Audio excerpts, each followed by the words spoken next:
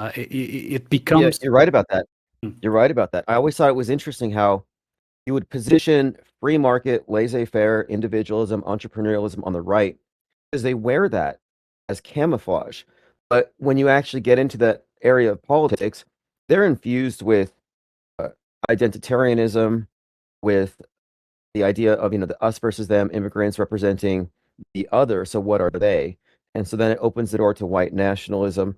And then you have identity politics associated with the culture wars, where now they're getting into other areas of people's personal lives. It even comes down to who's the primary opponent of people defining themselves and the redefinition of gender. Well, the right's against that. And whatever you think about it, it just displays here how the idea of unfettered individuality doesn't actually exist. They just have different views on the perfect citizen. Yes, absolutely. And if you don't conform to the formatted way, it's like if you don't conform, you're excluded and you can no longer belong to that group. And of course, there's that exclusion kind of withdrawal thing that people have to go through, which is actually a great opportunity, but not everyone deals with that positively. Many years ago, Skype was still a thing, and I was in a Skype group call, and there was this Jay Pillar there, and he was going on about how the Jays do this and the Jays do that, and the white man has to stand up and do the speech, right? And when I finally managed to speak, I asked him, okay, let's put this scenario, right? So you have a button in front of you, and if you press that button, all the Jays all over the world, everywhere, instantly disappear. Okay. What do you think will happen? And he said, oh, finally, peace on earth and heaven and, marvelous and incredible, life will finally be perfect and this kind of thing. And I said, no, what will happen is that people like you take their place because your speech is exactly the same on the other side. Right? It's actually true. And they lack that insight, but it's fundamentally true. If you really look at the woke right, white identitarianism ideology, it's basically a mirror reflection. And this goes into the political horseshoe theory, where everything that you see on the woke left is mirrored on the far right, which I term woke right. And the idea here is that critical race theory, which blames systemic racism, whiteness, and capitalism for the oppression of the masses, is mirrored on the right by critical Israel theory, where they claim, no, the masses are actually oppressed by this group and we're the victims. And so the Holocaust deniers now promote white genocide. Like, oh no, the replacement theory, it's happening to us. And it's a mirror that they don't see it. And it's like, okay, this is one of the other facets of the system, the bifurcation, the split, where each side is looking at the other side and they don't look at their own side critically.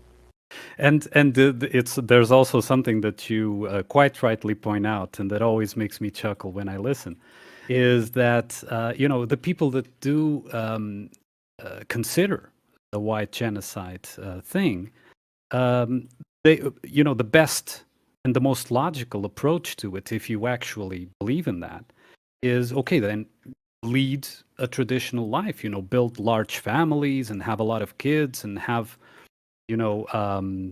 stable family environment and so on. And these people, when we actually look, they probably live less traditional lives than leftists. Right? They're all over the place. I'm looking at Nick Fuentes in particular. He's advocating looks maxing, and looks maxing is this incel culture thing where the same group of people who reject Western women because they want trad wives are now embracing this hyper competitivism based on looks and how to, basically win at the nightclub and how not to take women seriously. As in, they've completely inverted traditional values. And I'm wondering, it's like, this is not how you win. Because if you look at these pundits like Fuentes, for example, he's got a huge following. He's famous. you can't tell me that he doesn't have 15 or 20 neo-Nazi girls knocking at his door. He could have all kinds of kids, and he could be leading it by example. And by now in his career, he would have, a bunch of kids in elementary school. But no, instead, he's a 30-year-old virgin living in his mom's basement. I mean, if you believe what they show us. And I'm just saying, where are the leaders in this movement leading by example? They don't exist. It's really peculiar. Yeah, and I think that they also purpose, in my opinion, make fun of their audience. Because wasn't it, and correct me if I'm wrong, because you follow these people more closely than I do, wasn't it Nick Fuentes that at some point said that dating was gay or something like that?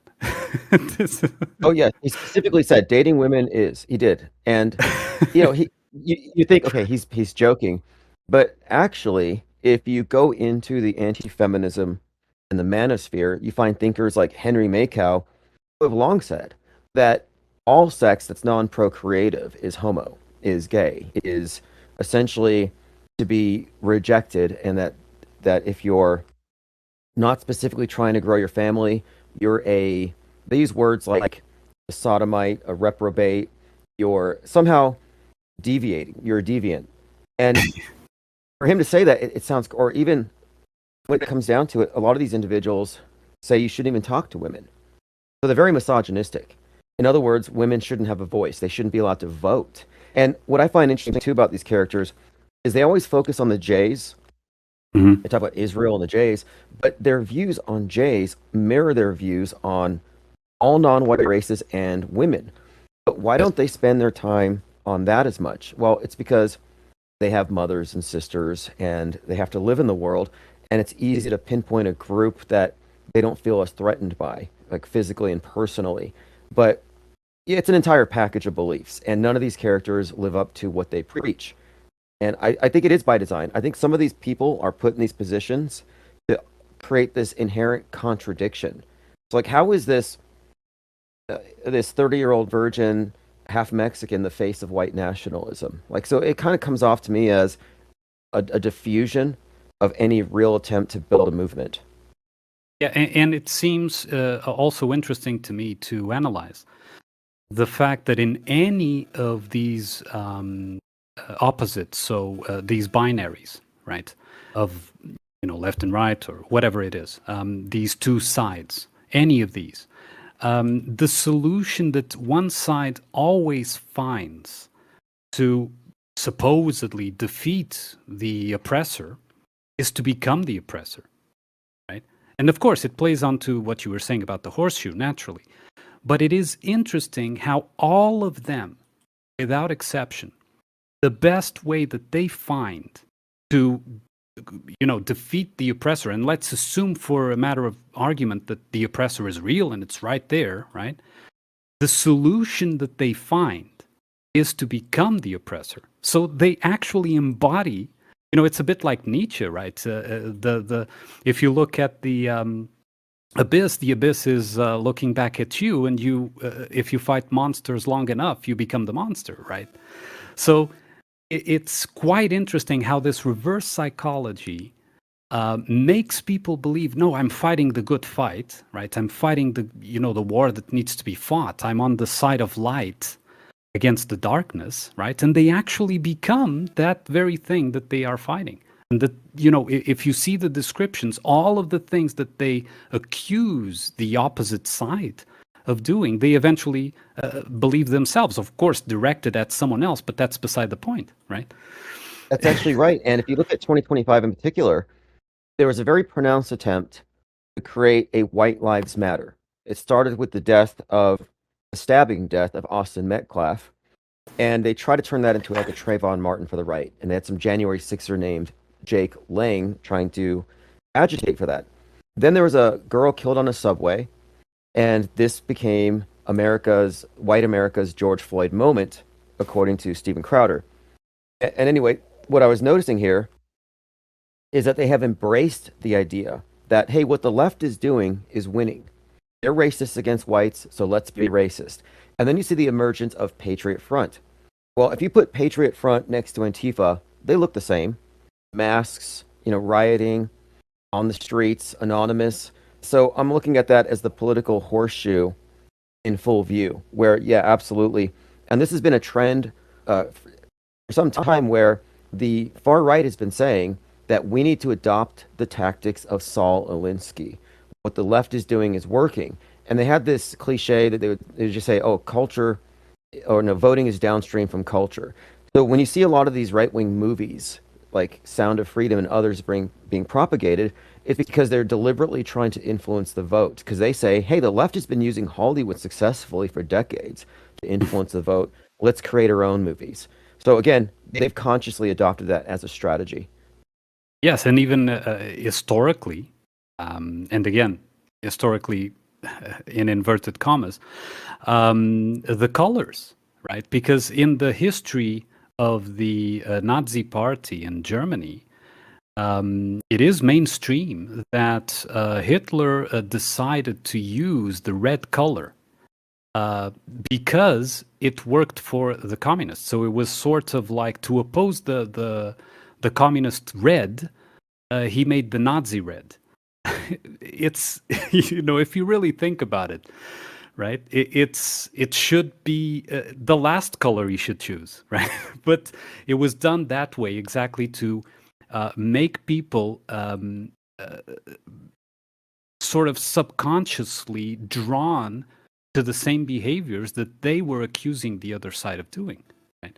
So if you would become a believer in this movement that was opposing communism, right, and you were following with the same color, with actually the same kind of collectivism that was seen on the other side, of course, one was racially collectivist, the other was economically collectivist, whatever, right? The behavior is the same.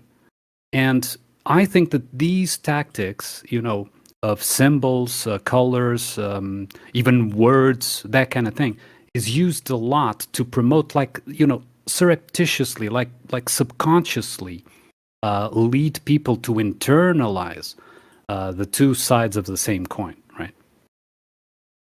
Yeah, this reminds me of Animal Farm, where the animals overthrow their human oppressors and then they become the new oppressors. And this was also very clear to me when the Q movement was in full swing, because here you have a group saying, we got to oppose the deep state and all the secrecy. Let's reveal everything. And at the same time, they're saying, well, the white hats are secretly kidnapping all the Democrats and the Hollywood elite and executing them in Guantanamo. Now, none of that was true, but they were thinking it was true. They were cheering it on. And I'm thinking, how are these people in favor of totalitarian tactics when that's what they claim to be opposing? And yeah, this is 100% Orwellian. Yeah, absolutely. Absolutely. It's really, it's as in your face as can be, but of course you would have to be outside of the world stage to actually see it. Do you think that people within one of these binaries, and I know you have your opinion on this, but for the record and for this conversation, do you think that there's a chance that some of these people within one or the other binary will actually one day see that they're basically stuck in a binary system? I think what holds people in is fear and hope. Fear is a big motivator, but also hope that they can create a change or that they can grab the levers of power.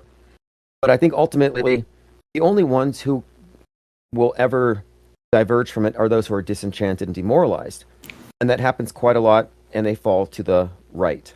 The ones who go against the establishment tend to lean right. Those who are left are being catered to by the establishment. So I think it's more likely people who've gone the route of conspiracy theorists who will step outside of it entirely. And that's why there's such a huge push to attract the attention of those people and drag them into conspiracy theories. And that's why these conspiracy theories are being promoted on the biggest podcasts in the world 24/7, because they have to have a loud presence and a loud voice for anybody who might otherwise exit the Truman Show. So I think that there's actually a tendency for people to break free of it. They're just caught up in these cul-de-sacs, these controlled opposition talking points.